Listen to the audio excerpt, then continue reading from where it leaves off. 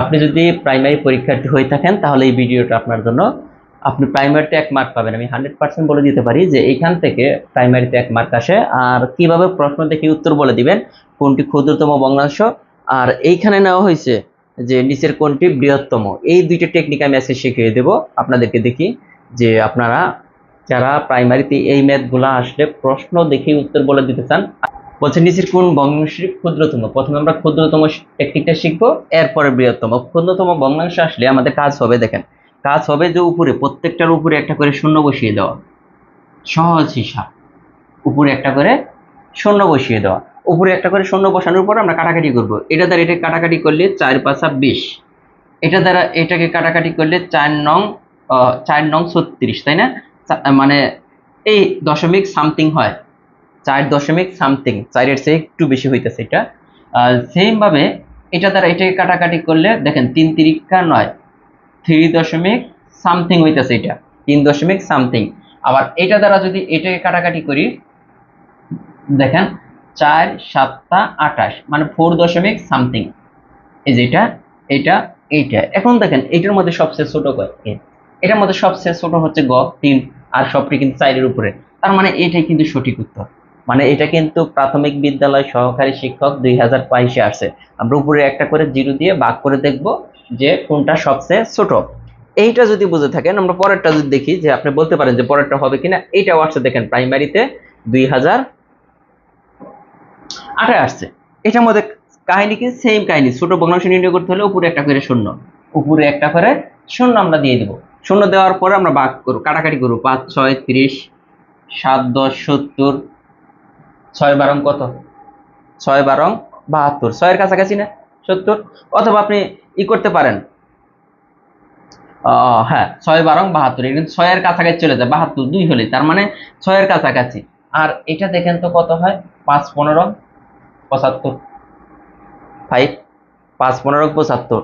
আর এটা দেখেন 72, মাত্র 2 কম, এটা সমস্যা নাই। মানে এইটা হবে কি 5.9 এর উপরে এইটা, আর এইটা কিন্তু সরাসরি 5 পয়েন্ট সামথিং আসতেছে। তার মানে এইটা সবচেয়ে কি ছোট। আমরা কিন্তু বুঝে ফেললাম যে এইখান থেকে এইটা সবচেয়ে ছোট। এখন এখানে যদি আপনার কনফিউশন হয় যে 70 কে 12 দ্বারা ভাগ করতেছে, আসলে কত হবে দেখেন। আমরা যদি এটা ভাগ করেও যদি করি, দেখেন 12 দ্বারা যদি ভাগ করি আপনার 5 × 12 কত? 60। আমরা এখান থেকে কেটে আনলাম, দেখেন আমি যেটা বলছিলাম এখন যায় না, এখানে দশমিক দিতে হবে, এইখানে একটা শূন্য। 8 × 12 কত দেখেন তো? 8 × 12 = 96। তার মানে আমরা এত কিছু কিন্তু ভাবি নাই, আমরা সরাসরি দেখলাম যে 72 হয়, 6 × 12 = 72, তার মানে আমরা 6 নিয়ে নিয়েছি। এখানে সেম ভাবে 80টাকে যদি আপনি 15 দ্বারা ভাগ করেন, এত কিছু দেখার কিন্তু 5 × 15 কত? 75, তাকে 5 যায় না, দশমিক এইখানে শূন্য, তাহলে 4 × 15 3 × 15 কত? 45। তার মানে দেখেন এখানে 5.3, এখানে কিন্তু 5.8। কিসের জন্য এটা হলো? এই যে এখানে এটা কিন্তু 6 × 12 = 72 আসে, মানে 72-এর চেয়ে একটু কম আছে, তাই না? এই জন্য এটা 6 আমরা ধরে নিছি। আর এইটা দেখেন, এটা কিন্তু দেখেন 5 × 15 = 75, 5 অনেক পার্থক্য, এই জন্য কিন্তু এটা 5 ধরে নিছি। তার মানে সবচেয়ে ছোট যে হবে এইভাবে শূন্য দিয়ে, সেই হবে সবচেয়ে ক্ষুদ্রতম ভগ্নাংশ। আমরা ক্ষুদ্রতম ভগ্নাংশ টেকনিকটা কিন্তু শিখে ফেললাম। এখন আমরা আসি বৃহত্তম। বৃহত্তম ভগ্নাংশ সবচেয়ে সহজ। বৃহত্তম ভগ্নাংশ হচ্ছে সবচেয়ে সহজ। কিভাবে সহজ? যার পার্থক্য সবচেয়ে কম হবে। এই দুইটার পার্থক্য কত? 1, এই দুইটার পার্থক্য কত? 4, এই দুইটার পার্থক্য 5, এই দুইটার পার্থক্য কত? 4। তার মানে পার্থক্য সবচেয়ে কম কার? এই দুইটার পার্থক্য সবচেয়ে কম হইতেছে 1, তার মানে 1 নম্বর হচ্ছে বৃহত্তম ভগ্নাংশ।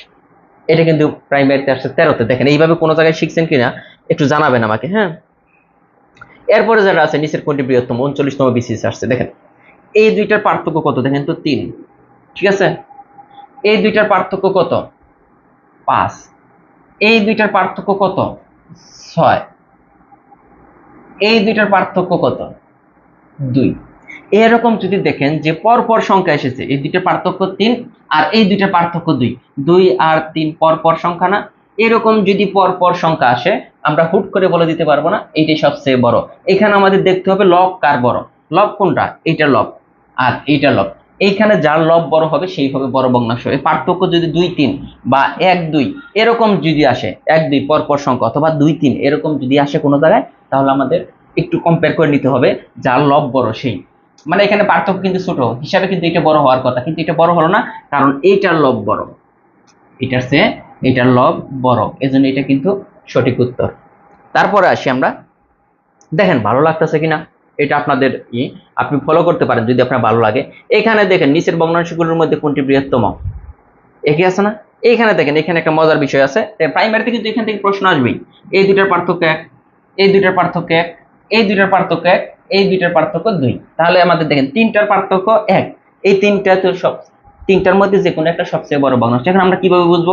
এই তিনটার মধ্যে আপনার দেখতে হবে, এই তিনটার মধ্যে দেখতে হবে কার লব সবচেয়ে বড়। এটার লব দুই, এটার লব তিন, এটার লব সবচেয়ে বড়।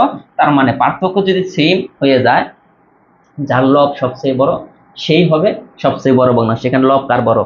এটার লব কিন্তু বড়, এটা হচ্ছে সবচেয়ে বড় ভগ্নাংশ। এখন আমরা 6 নম্বরটা দেখি কে কে পারেন। 6 নম্বরটা কি হয়েছে দেখেন, 6 নম্বরটা হয়েছে যে এটা কে কে পারেন দেখবো, যে নিচের বলেন কোনটি বৃহত্তম। এই দুইটার পার্থক্য এক, আবার এই দুইটার পার্থক্য হচ্ছে তিন, আবার এই দুইটার পার্থক্য এক, আবার এই দুইটার পার্থক্য। দেখেন দুইটার পার্থক্য সেম আছে না? এখন এই দুইটার মধ্যে বড় কে হবে? একটা কি বলছিলাম, যার লব বড় সেই সবচেয়ে বৃহত্তম। এখন বলেন যে এই দুইটার মধ্যে সবচেয়ে বড় ভগ্নাংশ কে? এই যে ভগ্নাংশ যে ক্লাসটা হলো, মন থেকে বলবেন যে ক্লাসটা কেমন লাগলো। আর আমরা যে টেকনিকগুলো দেখি সব কিন্তু এই জব ম্যাথ বইটা থেকে, জব ম্যাথ বইটা যদি থাকে আর আমাদের ক্লাসগুলো যদি নিয়মিত করেন, এতটুকু বলতে পারি প্রাইমারি সহ যে কোনো চাকরির পরীক্ষায় সর্বোচ্চ মার্ক আপনি পাবেন। তো ধন্যবাদ সবাইকে, ভালো থাকবেন, আল্লাহ হাফেজ।